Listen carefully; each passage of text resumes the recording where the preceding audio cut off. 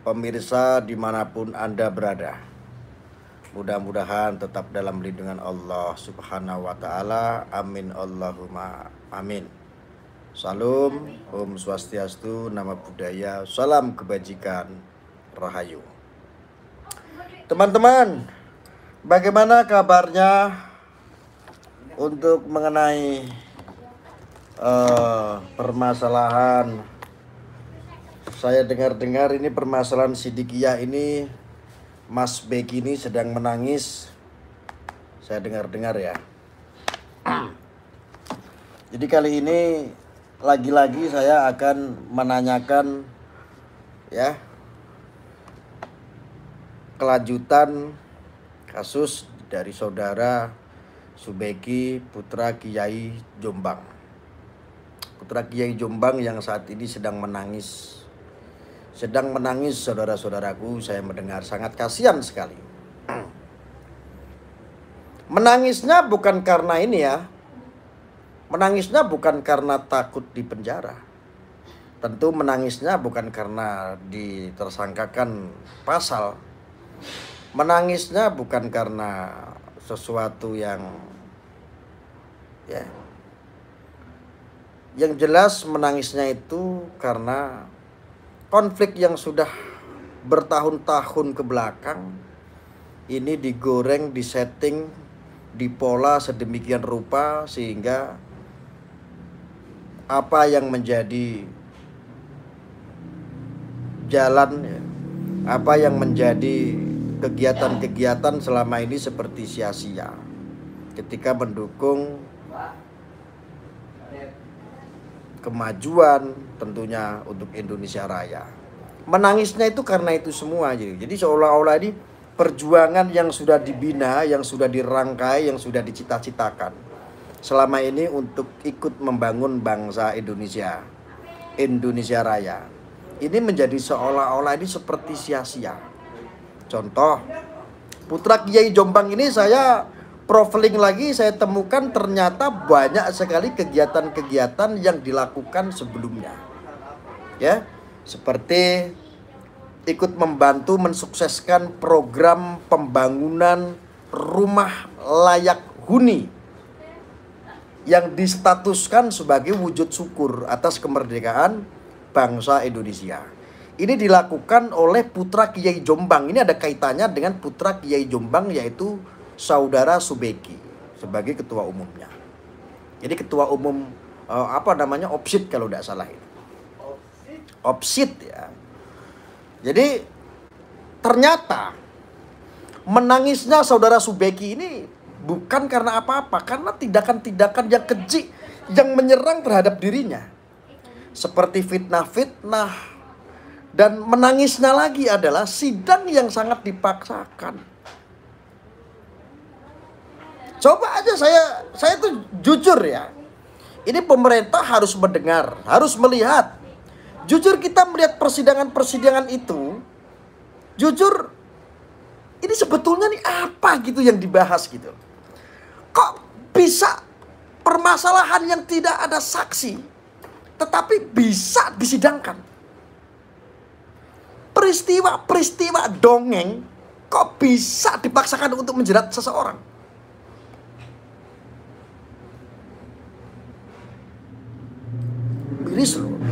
Ini bukan karena Subeki ini takut kena ditersangkakan pasal dan takut dipenjara sekian tahun, sekian bulan. Tidak.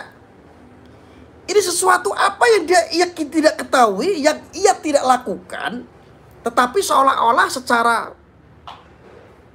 secara linearnya disuruh mengakui. Gua nggak salah nih. Gua nih nggak salah, tetapi gue dipaksa untuk bersalah. Bagaimana perasaannya? Lalu bagaimana ketika Subeki tidak menangis? Pasti akan menangis ketika ingat ada anak-anaknya. Ada 4 putra-putrinya, contohnya di rumah. Ada istrinya yang ia tinggalkan, yang saat ini menjadi korban kebiadaban tersebut, yang akhirnya menghadapi proses hukum yang hukum ini tidak jelas gitu.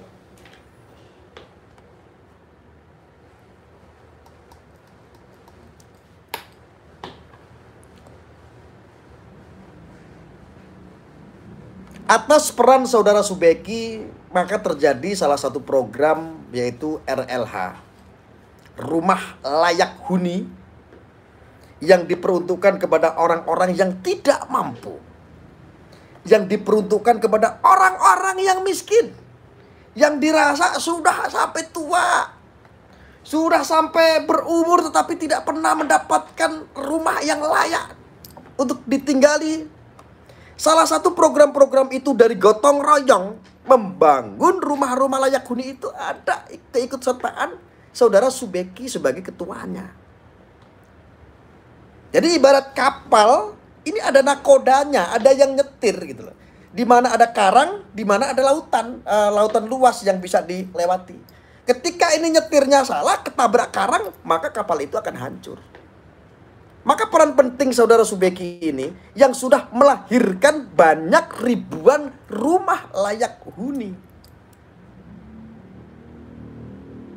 Jujur sih, gue jujur ya. Kalau seandainya ini hitung-hitungan pakai matematika, toh kalau seandainya saudara Subeki ini bersalah, ini tidak layak ketika dibandingkan dengan kebaikan-kebaikan yang begitu banyaknya. Apalagi ini yang tidak sama sekali, tidak salah, tidak terbukti. Hanya penghakiman opini publik saja yang akhirnya bisa menggiring ke ranah hukum. Anda tidak percaya ini juga untuk pemerintah, untuk praktisi-praktisi hukum. Ini mohon maaf, kita semua harus melek tentang ini semua. Kok bisa gitu loh? Persidangan lucu ini terjadi ketika sebuah kejadian konstruksinya juga dibuat sedemikian rupa, tetapi tidak ada saksi. Ini baru mengutip dalam hukum saja ya, apalagi dikutip dalam hukum Islam. Waduh, ini jauh berbeda, nggak akan pernah nyambung sama sekali. Bahkan dalam urusan hukum agama, wah, ini tidak ada delik sama sekali.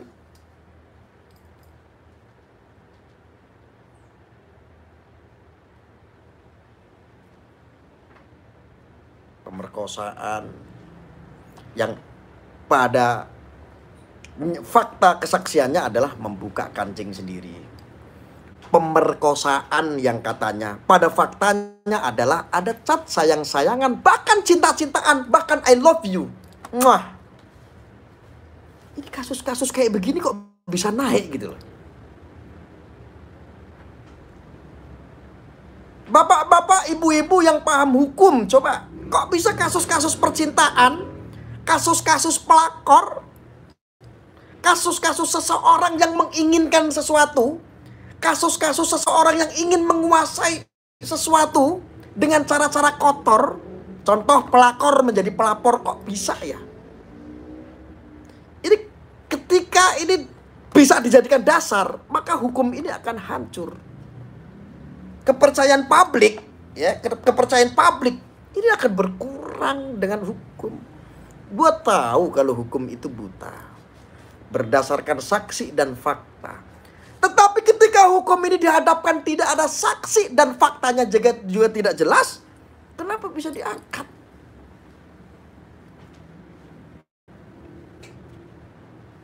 Ini bapak-bapak pemerintah, lembaga-lembaga terkait, ini harus mengerti sekali ya. Kita cuma miris aja lah sebagai penonton, sebagai masyarakat, seolah-olah kita ini dihadapkan sebuah permasalahan orang, apalagi ini sangat intens sekali ya, yang ada berhubungannya dengan yang namanya pesantren. Pesantren yang tua, pesantren yang terbesar termasuk di seluruh dunia ini. Salah satu pesantren yang besar ini adalah Sidikiyah, maka menjadi hal yang sangat sensitif. Maka saya yakin kemarin itu langsung viral. Karena apa? Coba kalau seandainya ini saudara Subeki bukan putra Kiai Jombang, bukan seorang putra Kiai Mukhtar, bukan seorang putra sang mursyid, biasa-biasa aja kasus ini. Menjadi sensitif ketika ada nama pondok di dalamnya. Menjadi sensitif ketika itu putra seorang kiai. Betul tidak?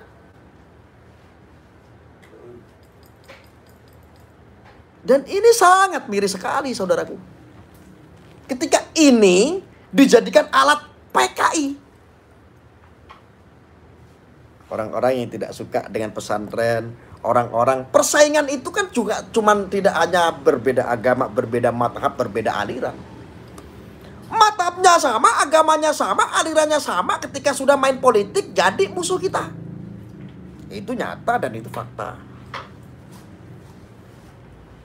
Maka Bapak Ibu yang budiman dimanapun Anda berada, lembaga institusi dimanapun, lembaga apapun, praktisi-praktisi hukum, ayo. Yuk. Hukum ini ditegakkan seadil-adilnya gitu. Jangan seperti dagelan karena ada keinginan sesuatu, orang tersebut juga dikasih sesuatu, mungkin contohnya. Akhirnya apapun yang ditargetkan, apapun yang akan dipola, ini harus terjadi. Gue nggak ingin suatu saat nanti ini terjadi kepada pesantren-pesantren yang lain. Kenapa tidak ramai ketika kemarin di Gontor ada seorang yang meninggal, ada pembunuhan di pesantren Gontor, dengar-dengar isunya seperti itu. Kenapa itu nggak viral? Ini ada apa ini? Ada seorang santri meninggal, ada kasus pembunuhan di pesantren yang besar juga di Gontor. Kenapa nggak viral?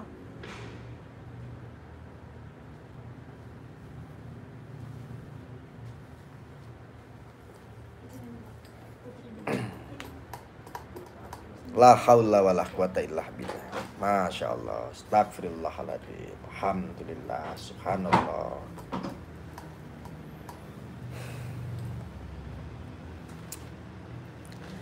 Jadi saat ini apa yang membuat saudara Subeki menangis itu karena itu. Seolah-olah hati kecilnya itu berontak tetapi tidak berdaya. Tidak bisa melakukan apa-apa. Kalau seandainya Subeki ini berontak itu dia ngomong begini. Ya Allah, kenapa, kurang apa aku membangun tanah air Indonesia Raya ini? Walaupun aku tidak pernah meriakkan niat baikku membangun Indonesia Raya. Saya tidak pernah riak, saya tidak pernah memviralkan apapun ini apa yang sudah saya lakukan untuk Indonesia Raya. Karena kami dididik oleh sang mursyid, oleh ayah kami untuk melakukan seperti itu. Mendukung program-program pemerintah, bekerja sama dengan semua institusi termasuk pemerintah dan lembaga pemerintah. Kenapa aku diperlakukan seperti ini ya Allah? Subeki menangis karena itu. Saat ini Subeki menangis karena itu, bro. Ya Allah, aku saja usaha ya Allah bikin pabrik rokok ya Allah. Pabrik rokok saya alhamdulillah ya Allah sukses. Aku pun memberikan pajak miliaran ya Allah kepada negara setiap bulan kurang lebih 3 miliar. Ya Allah, dari keuntungan pabrik rokok saya juga untuk edukasi ya Allah. Hasil dari rokok ini ya Allah, saya kasihkan sekian persen untuk humanity. Untuk membangun salah satunya adalah LEH, rumah layak huni, yang diperuntukkan kepada orang-orang yang miskin. Saya sakit ya Allah. Kurang apa aku mendukung membangun bangsa Indonesia ini? Subeki sadar beliau itu bukan seorang pejuang seperti tentara yang dulu itu perang melawan penjajah. Sadar beliau. Tetapi dengan seperti itu juga ikut membantu berjuang untuk memberikan contoh kepada masyarakat tentang apa? Bergotong royong membangun bangsa Indonesia Raya ini supaya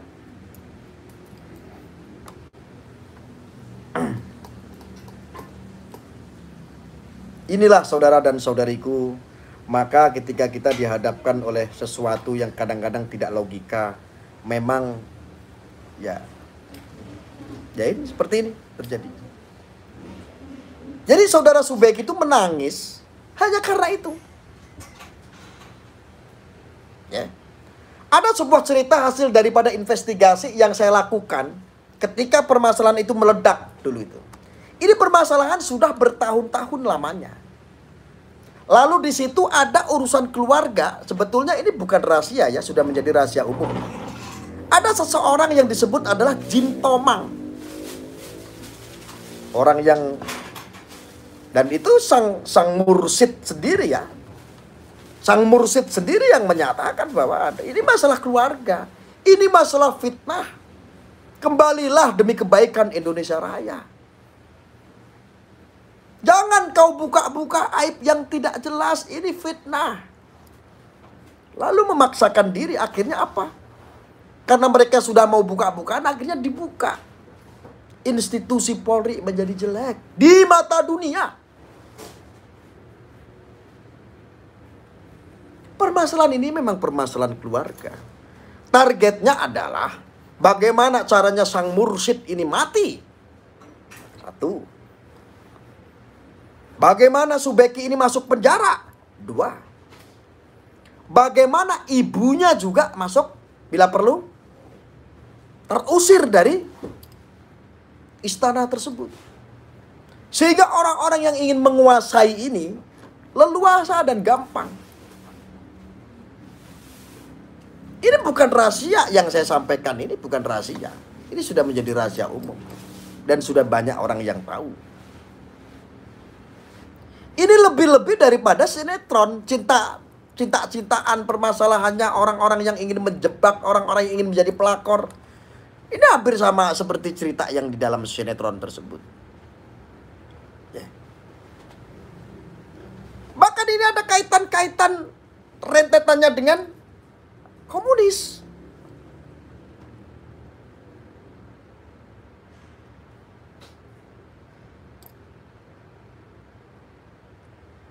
Maka ketika kita menyimak ada persidangan-persidangan dagelan yang seperti itu, ada saksi-saksi limbah yang mungkin dugaannya itu saksi yang bisa didaur ulang, yang menurut saya sangat lucu sekali.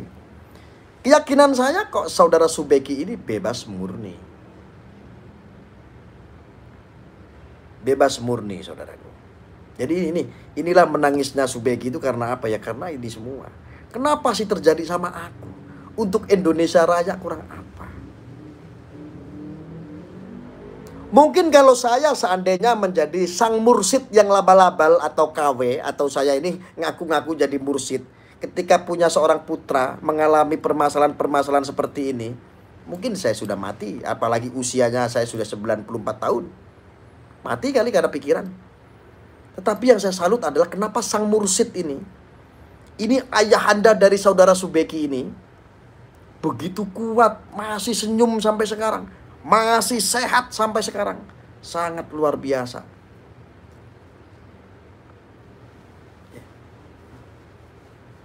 Sangat-sangat luar biasa.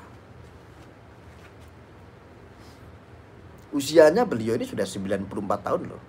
Ini bukan manusia biasa. Yakin saya. Ya.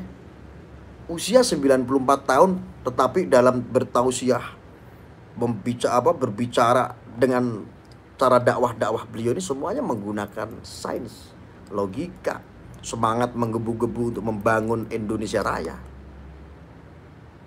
Biasanya kalau umur-umur segitu kan sudah pikun kali ya, sudah nggak mampu. Nah, ini beliau ini orang yang sangat luar biasa. Saya katakan memang orang-orang yang dipilih sama Tuhan. Keyakinan saya sih seperti itu. Orang-orang yang diberikan kelebihan sama Allah. Ini Mbah Yai Mukhtar. Saya selidik, saya analisa. Ini usia 94 tahun loh bro. Begitu luar biasanya itu Mbah Yai Tar itu. Dan aneh gitu loh. Apalagi kemarin saya melihat ceramah beliau. Sangat menggebu-gebu. Ya. Menceritakan tentang kisah-kisah, tentang... dan beliau mengambil semua ilmu sanad sejarahnya itu ada dalam Al-Quran untuk Indonesia Raya. Dan beliau ini saya yakin salah satu sejarah, salah satu saksi sejarah beliau ini. Orang yang sangat luar biasa ini Mbak Yaitar ini. Bukan manusia biasa. Apalagi dihadapkan dengan seorang putranya, putra tunggalnya, yang diserang, yang dihakimi oleh publik. Makanya waktu itu saya sangat menyayangkan, kenapa sih penangkapannya seperti itu? Kenapa sih penangkapannya caranya seperti itu? Saya ini bagian daripada Polri juga, rakyat Indonesia. Nangkap teroris aja nggak segitunya. Kenapa sih harus seperti itu? Subeki ini kan juga karena menyerahkan diri. Bukan karena ditangkap. Hanya Subeki loh, hanya ingin menangkap Subeki, hanya menargetkan satu orang. Kalau seandainya saya ini menjadi salah satu kepala di sebuah divisi institusi, saya pasti akan berpikir banyak sektor-sektor yang harus saya pikirkan, yang harus saya jaga. Oh ini pesantren, oh ini harus dijaga marwahnya, oh ini aib.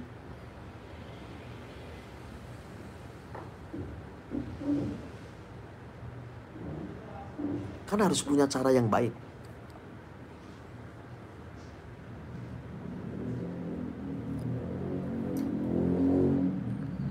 Mohon maaf kalau seandainya ada seorang pemimpin seperti itu dalam institusi, mohon maaf, itu adalah pemimpin dalam sejarah terburuk.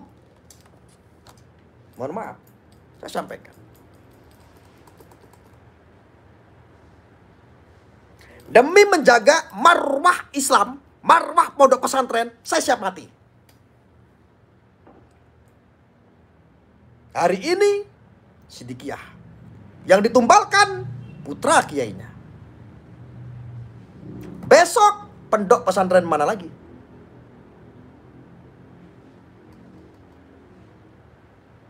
Saya berbicara untuk itu. Islam tidak perlu dibela. Islam perlu dijaga marwahnya. Islam perlu dijalankan amalannya. Enggak, gue tidak sedang membela Islam. Islam tidak perlu dibela. Tetapi perlu dijaga marwahnya.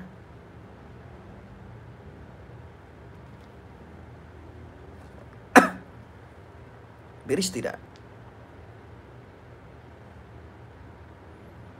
Saudara-saudaraku dimanapun Anda berada, saya juga kemarin sangat miris sekali ketika ada saudaraku seniorku, Mas Rudi Kamri, menstigmakan bahwa seseorang ini, putra Kiai Jombang ini yang namanya Subeki adalah seorang predator. Menghisap darah para wanita di bawah umur. Santriwati, stigmanya negatif sekali. Saudaraku Rudi Kamri, Anda pernah tidak sekarang mengklarifikasi sampai detik ini mana santriwati di bawah umur yang diewek? Masya Allah. Ada tidak? Saya udah berkali-kali nyentil.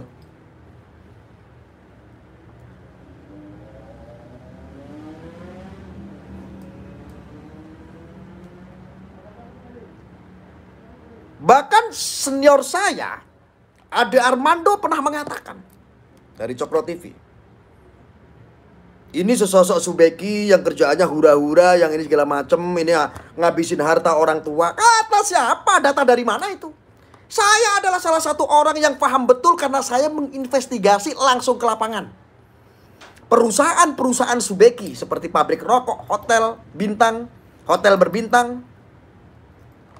Bagaimana Anda bisa ngebayal begitu tanpa ada data? Saudaraku Ade Armando,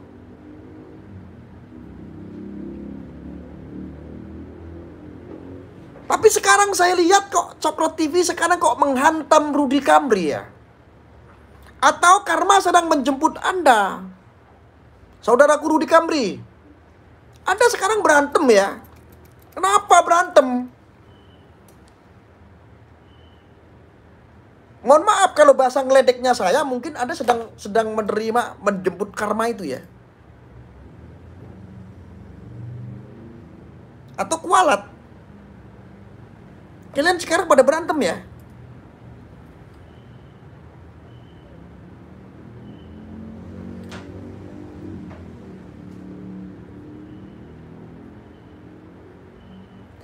Aku tahu kalian ngangkat yang hal sensitif seperti ini gak berani. Anda boleh NKRI, Anda boleh nasionalis, tapi jangan kebablasan. Anda kalau orang muslim, ayo tetap jaga marwah agama, prioritaskan. Jangan merusak akidah. Jangan terlalu lost doll berbicara tentang agama. Gue juga gak seneng kok ketika ada orang yang beragama Islam ngakunya tetapi dia ekstrim, dia rasis. Gue juga gak seneng.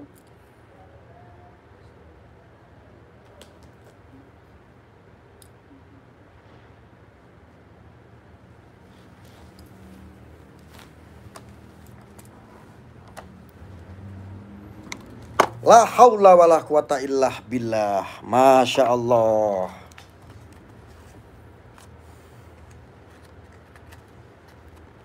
Mau jadi apa bangsa kita?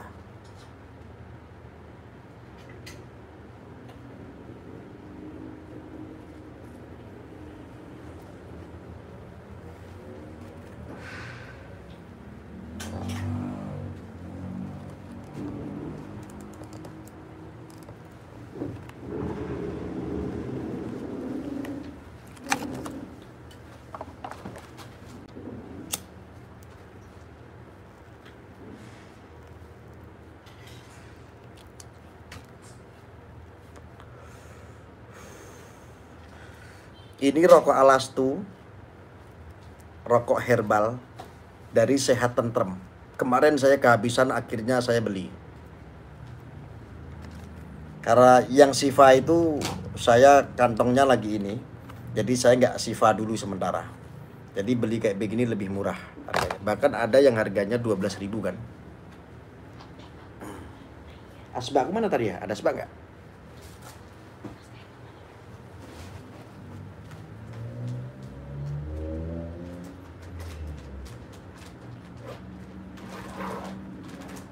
Ingat saudaraku, Islam saat ini sedang diadu domba.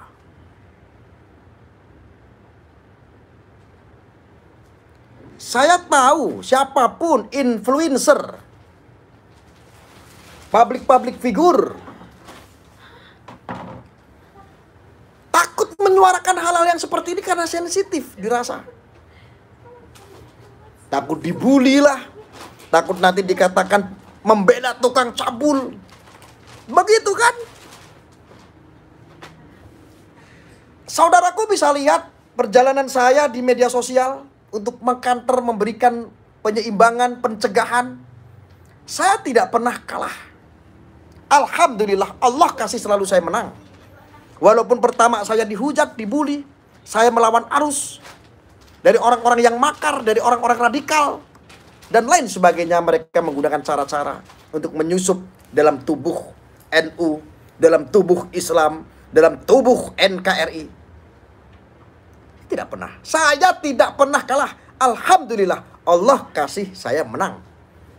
Anda bisa ketahui dan Anda bisa lihat histori ke belakang. Seperti Siddiqiyah yang dicabut, alhamdulillah dibatalkan. Mungkin bukan karena saya. Saya bukan seorang penyelamat. Tetapi saya bisa memanai mana yang benar, mana yang tidak, mana hak, mana batil. Dan akhirnya Allah meridhoi. Allah menghendaki. Alhamdulillah Siddiqiyah tambah kokoh sampai sekarang. Bukan karena saya, tetapi apa yang saya lakukan insya Allah didukung sama Allah subhanahu wa ta'ala. Amin Allahumma amin.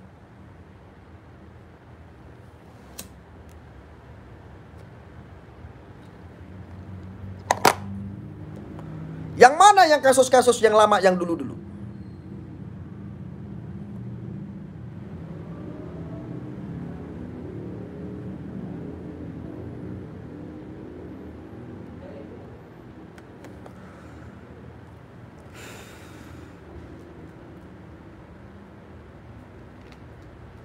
Alhamdulillah kok. Alhamdulillah dikasih menang. yang menang itu insya Allah rasanya bahagia. Beda dengan orang-orang kadrun. Gak pernah menang sama sekali. Hidupnya susah, bawaannya marah-marah. Mungkin banyak utang.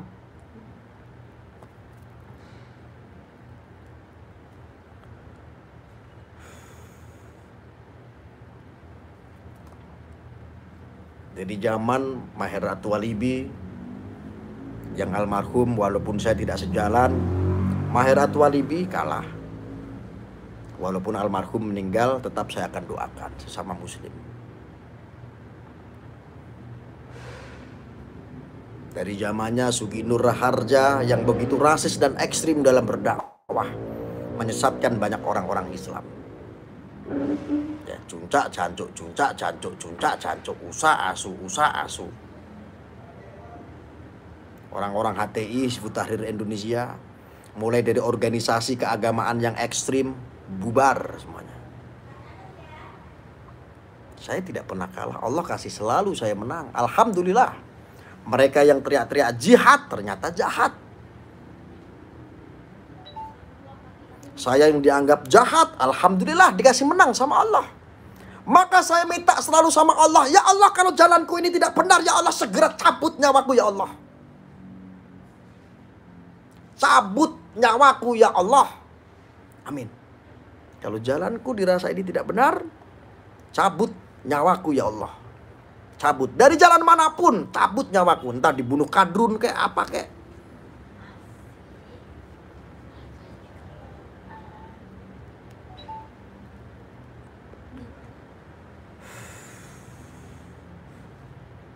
Lihat aja orang-orang yang kalah, pasti marah-marah. Orang menang, ya santai aja, pasti tenang. Apalagi kadrun-kadrun kalau cuma bisanya menghakimi, membuat opini-opini yang gak jelas. Buat saya tidak berpengaruh sama sekali.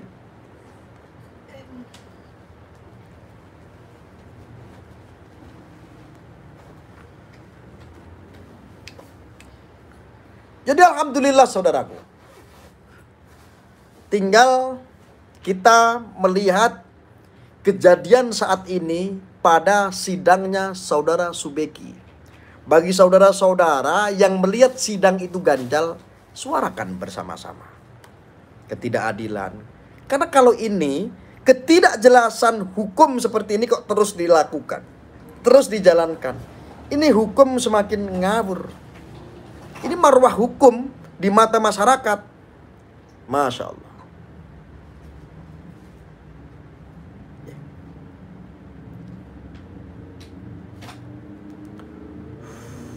Perlu saya sampaikan untuk para institusi di Negara Kesatuan Republik Indonesia.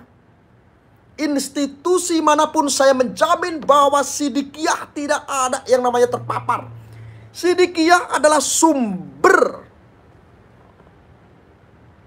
salah satu sumber yang mendedikasi atas kecintaan kita Ar-Royah, kita bangsa Indonesia, untuk mencintai tanah air. Dari dini Pak, Sidikiyah membantu membangun bangsa negara Indonesia Raya. Walaupun tidak pernah viral.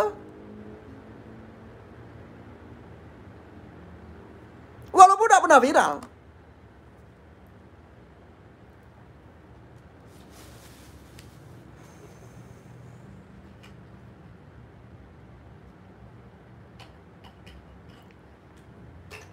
Saya sampaikan apa adanya. Untuk saudara-saudaraku semua yang ada di Badan Polri, saya sampaikan, Pak, bapak-bapak berseragam, bapak-bapak yang berbintang, Sidikiyah adalah salah satu penguat, Pak. Bagaimana rakyat Indonesia bisa mengenal tanah air kita. Bagaimana Sidikiyah memberikan dedikasi, menguatkan supaya generasi anak bangsa ini, yuk kembali kepada jati diri bangsa. Bukan kepada penjajah, bukan kepada Belanda, bukan kepada Jepang. Jepang, bukan kepada Arab, bukan kepada Cina. Kembali kepada jati diri bangsa. Bangsa mana? Bangsa Indonesia.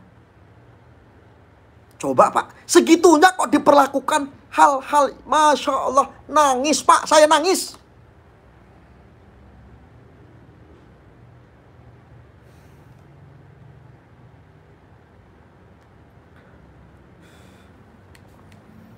Bapak Hakim, Bapak-bapak JPU, atau Ibu JPU, atau Kejati, atau institusi manapun itu Pak, yang Anda hakimi saat ini, yang kemarin dihakimi juga oleh opini publik, namanya Subeki, putra Kiai Jombang. Pak, coba ditelaah lagi Pak, siapa itu Subeki? Ternyata banyak sekali membantu, Masya Allah, untuk bangsa Indonesia Raya. Jasanya sangat luar biasa. Bapak bisa potong kepala saya kalau apa yang saya sampaikan ini tidak nyata. Cuman ini tidak pernah viral Bapak Ibu. Subeki itu aset. Saya membela karena ada fakta. Terlepas dari dugaan-dugaan yang kemarin opini menghakimi.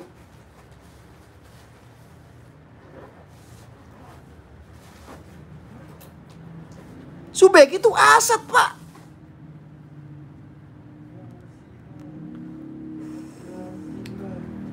Kalau Bapak Ibu nggak percaya, datang ke tempat saya atau panggil saya, nanti Bapak saya kasih dokumentasi yang dilakukan dakwahnya Subeki.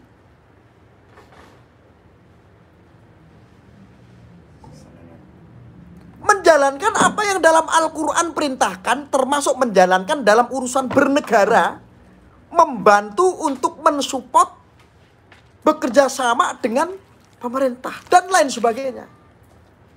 Kok bisa diperlakukan seperti ini? Kok aku jadi miris? Apa? Adem, cek panas. Iki adem, panas hatiku. Ayo dia adem. Tak banting gawane HP asline. Cuman HP ditukokke karo Mas Kim ora penak. Aku nek iling iki mendidih yo. Makanya dari kemarin saya nggak live itu diem itu karena apa? Ya Allah, saya selalu berdoa sama Allah. Ya Allah, apa yang harus saya lakukan? Apa yang harus saya lakukan? Bahkan saya sampai konfirmasi ke beberapa teman saya, influencer, jawabannya apa? Ini sangat sensitif Gus, saya tidak berani untuk menyampaikan. Ngaji.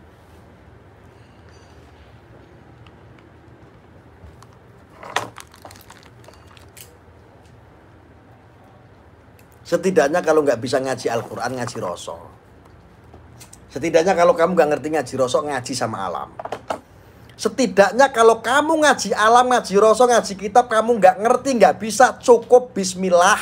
Niatkan, nawaitukan kita untuk menyuarakan apa yang hak-hak, batil ya batil.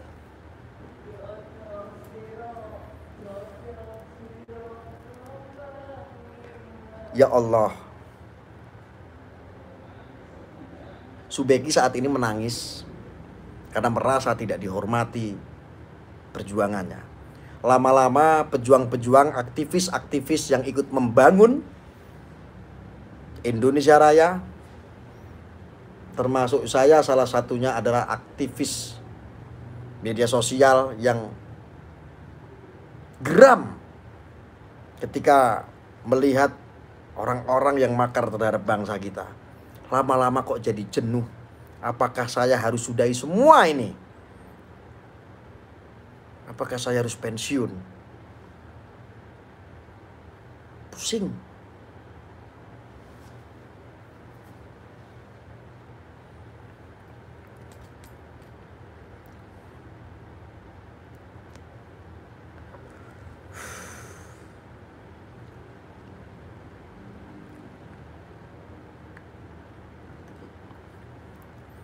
Ya Allah.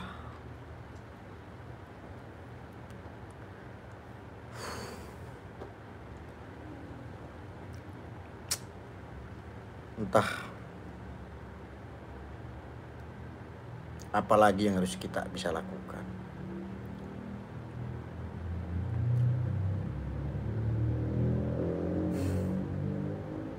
Capek juga lama-lama.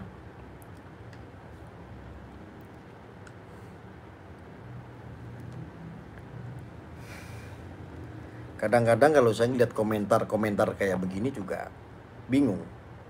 Ini sebetulnya yang komentar-komentar ini sebetulnya siapa sih?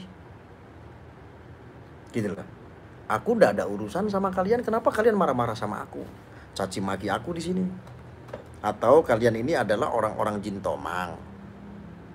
Masya Allah. Aku di sini sedang menyuarakan kebenaran. Setidaknya kalau saya salah biar Allah tegur saya. Setidaknya kalau saya salah biar ada orang yang menasihati saya, yang meluruskan saya. Karena orang salah nggak boleh disalahkan, harus ada yang meluruskan. Harus dibeneri. Wong salah kowe kudu dibeneri.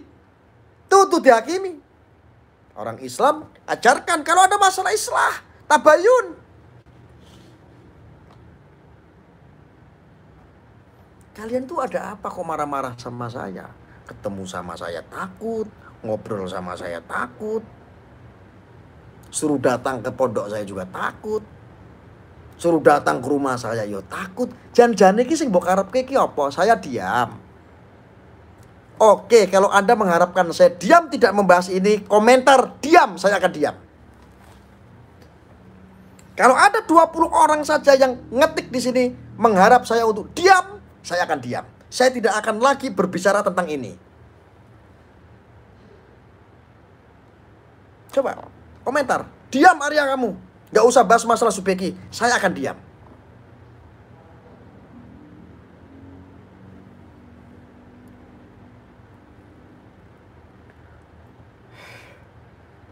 Kesel tau.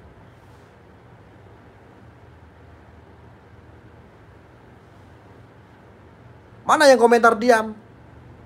Kalau Anda menginginkan saya nggak membahas ini, saya akan diam. Aku tuh nggak ada urusan sama kalian. Aku hanya berusaha menyuarakan hak.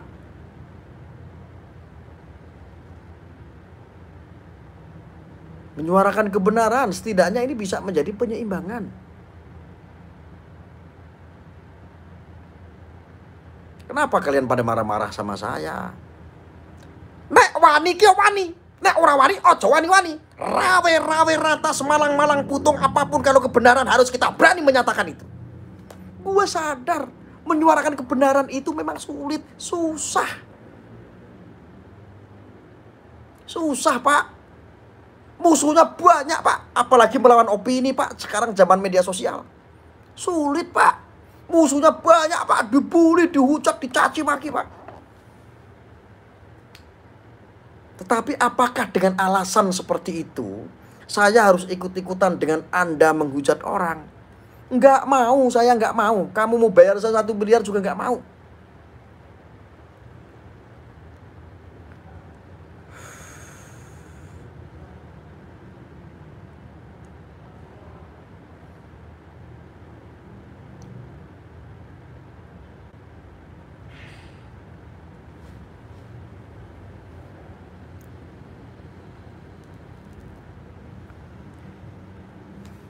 Kenapa sekarang Anda diam semua? Tadi caci maki. Udah mulai sadar apa tujuan saya? Kalau begitu alhamdulillah. Saya mengucapkan terima kasih banyak. Anda semuanya saya doakan. Mudah-mudahan Anda nanti punya keluarga, Anda punya putra, punya putri, menjadi seorang yang pemberani, menjadi seseorang yang memiliki kepribadian yang siap menyuarakan sebuah kebenaran. Karena itu juga bagian daripada jihad. Amar ma'ruf nahi mungkar bagian daripada itu. Ini juga fisabilillah yang apa yang kita lakukan. Lalu fisabilillahnya Subeki, anak putra Kiai Jombang, saat ini dapat apa? Seperti dapat tai. Tai itu dapat dari mana? Penghakiman publik opini. Opini publik. Siapa lalu ketika sudah terjadi seperti siapa yang bertanggung jawab? Mana Rudy Kamri yang namanya seorang predator yang mencabuli santriwati di bawah umur? Mana buktikan sama saya? Anda lempar narasi kasih habis itu nggak bertanggung jawab. Itu namanya apa? Fitnah. Teruskah Anda mau teruskan hal-hal yang seperti ini?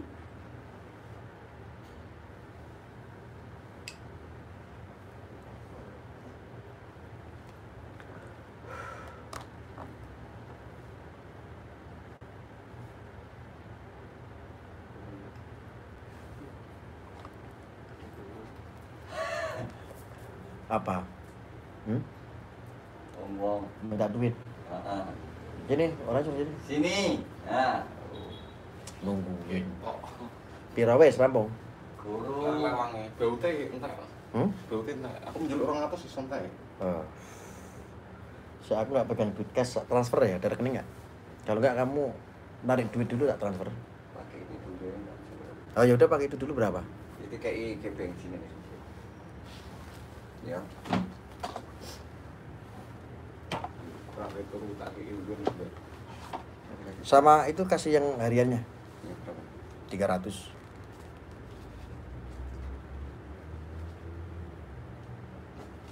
Terus nalangin duit nggak tadi? Ono. Nggak. Ya wes kasih 300. Alhamdulillah. Buat nyambut gamek litak-litik ngono tok itu 300.000. Nyambut gamek litak-litik ngono. Udah apa-apa rezeki kok. Oh itu. Orang kerja itu harus dihargai, wah kamu. Kowe keringetan, aku keringetan no. Mosok ya wong kerja kalah karo lonte ngangkang tok itu duit.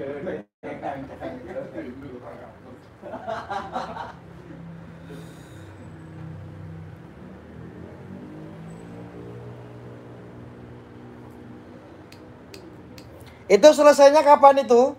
Atas? Opa? Opa? Walah, panggil coba. Apa? Itu selesainya kapan ngomongnya? Besok selesai. Besok selesai? Kan dipadakno koyo tembok to, harus diplamir, main plamir dicat. Iya jadinya kayak apartemen kan? Iya. Ya udah. Besok. Besok rampung berarti ya? Besok rampung ya kan? Sana jadi. Sama lamire.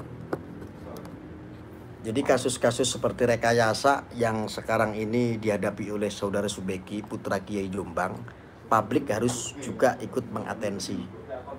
Publik harus ikut-ikutan mendukung untuk kebenaran itu. Karena kalau ini dibiarkan, nanti ada pasal-pasal greget lah. Ada ini seolah-olah ini bersalah lah. Jangan pura-pura enggak tahu lah. Ayo simak lah. Ini ada marwah. Ini kasusnya Subeki ini ada marwah pesantren terbesar salah satunya di Indonesia loh. Ya. Ini bukan masalah Kapolrinya agamanya Kristen, bukan. Bukan. Jangan terlalu berlebihan. Memang Islam kita sedang diadu domba dari sektor mana saja. Ya. Madinah banyak jamaah umroh Sidikiyah nyimak ini. Iya Ustadz bagus. Makasih. Ketika ini ketidakadilan ini dibungkus terstruktur masif, ini jangan sampai. Saya memang tidak suka dengan oknum-oknum yang menggunakan, yang mempolitisasi agama, yang menggunakan emblem-emblem agama, oknum-oknum, saya tidak suka. Tetapi kali ini, karena ini ada keterkaitan semua, saya tidak rela saja. Dan ini rekayasa-rekayasa ini kan hasil dari persidangan kan banyak sekali. Makanya saya harus beranikan diri untuk ngomong seperti ini. Siapa tahu dengan saya ngomong seperti ini besok saya celaka. Dengan saya ngomong seperti ini besok ada yang nangkap saya. Kan jadi asik tuh. Ya untuk bapak-bapak berseragam, bapak-bapak yang memiliki bintang, saya tetap mendukung Anda kok. Tapi kalau saya salah, silakan tangkap saya saja. Tidak apa-apa. Dan ini akan saya catat dalam sejarah nanti. Arya ditangkap gara-gara menyuarakan dan membela tukang cabul. Ya. Itu aja. Mudah-mudahan ini tercatat dalam sejarahnya Arya nanti. Atau nanti Arya tiba-tiba mati, ada yang cabik-cabik pakai pedang. Atau pakai celurit, berdarah-darah, mati. Innalillahi wa inna ilaihi rajiun. Arya meninggal, dicabik-cabik sama pedang. Alhamdulillah. Saya syukuri itu semua. Maka saya katakan sebagai penutup, penjara adalah resiko terkecil bagi saya selain kematian.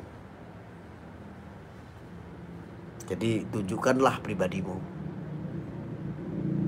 Kalau menyuarakan hak-hak, kalau melawan batil ya batil.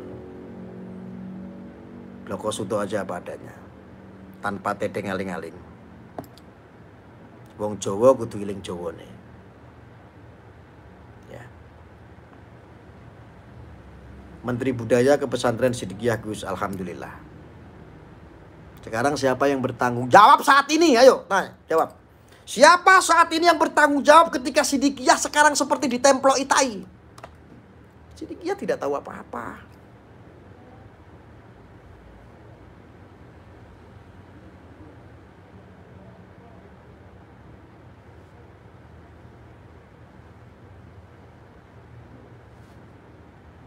Tahu nggak ketika keluarga Anda tidak tahu apa-apa, tetapi keluarga Anda itu di tabloitai, diwirang-wirang ke, diudal-adul, difitnah. Akhirnya keluarga Anda cemar. Apakah seumur hidup bisa melupakan itu? Bisa tidak? Saya yakin, saya rasa tidak bisa, susah. Rudy Kamri, Anda salah satu orang yang bertanggung jawab. Sebagai penutup saya sampaikan itu. Anda secepatnya harus bikin klarifikasi. Kalau enggak, saya tidak jamin. Saya tidak jamin. Hukum alam itu ada. Saat ini Anda sedang diserang mungkin ya, seperti Cokro TV menyerang Anda ya. Anda pada cakar-cakaran kan akhirnya. Sama halnya saya ingat waktu ceramah dakwahnya, bukan ceramah, saat Mbah Yaitar, pemilik Sidikiyah, sang mursyid, didatangi oleh seorang kepala institusi. Mbah Yai mengatakan, jangan, ini semuanya fitnah, kembalilah kepada masing-masing demi kebaikan Indonesia Raya. Ini fitnah, masa mau buka-bukaan, kan tidak baik. Tetapi kenapa dipaksakan? Kenapa memaksa? Akhirnya besoknya kan jadi kebuka semua. Yang tadinya Sidikiyah disorot di seluruh Indonesia bahkan dunia dengan ada kabar negatif seperti itu, dan kebenarannya tidak ada. Kenapa? Saat itu tidak mengedepankan yang namanya praduga tak bersalah. Sekarang apa? Karena Anda memaksakan, akhirnya menjadi buka-bukaan institusi Polri. Kok delalah seperti itu? Dibuka semua seolah-olah boroknya dan dunia melihat itu. Tapi ini bukan kualat kok. Ini bukan kualat. Saya nggak percaya kalau itu kualat dari Mbah Yaitar. Nggak percaya saya. Saya nggak percaya. Oke, gitu aja. Terima kasih. Wassalamualaikum warahmatullahi wabarakatuh.